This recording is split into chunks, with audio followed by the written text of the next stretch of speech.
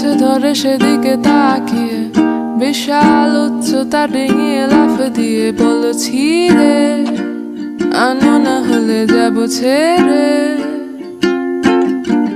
কোন সাদা ছাড়া দরজার হাতল চেপে খট করে মুছড়ে দিয়ে আমাকে দেখে বলে যাবে নাকি নিয়ে যাব তাকে সাথে।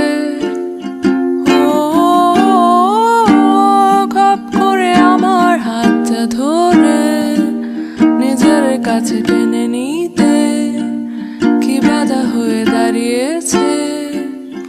ও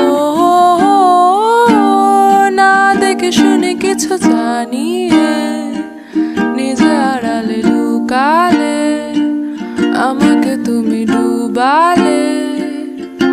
আমি কার পিছে নিজের জন্য যাব কেটে। তোকে বলেছে যে দেখে অন্যের জন্য মোমবাতি পানিতে না দিয়ে শুকাতে অন্যের জন্য।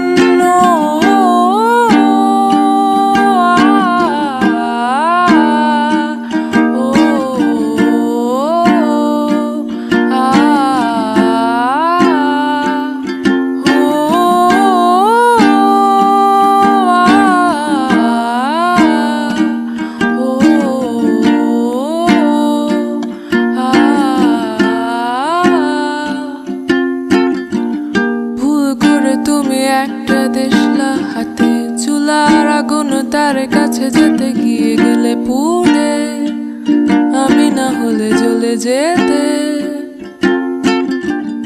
যত বাধা ছিল সব কটা ভেঙে চুরে খট করে ভাগ্যের উপরে পাড়ারে বাক্সটাকে ফেলে চুলারি নাগালে। খপ করে লুফি নিয়ে আগুনে নিজে না শুধু সব কাঠিকে ধরিয়ে দিয়ে জ্বালালে।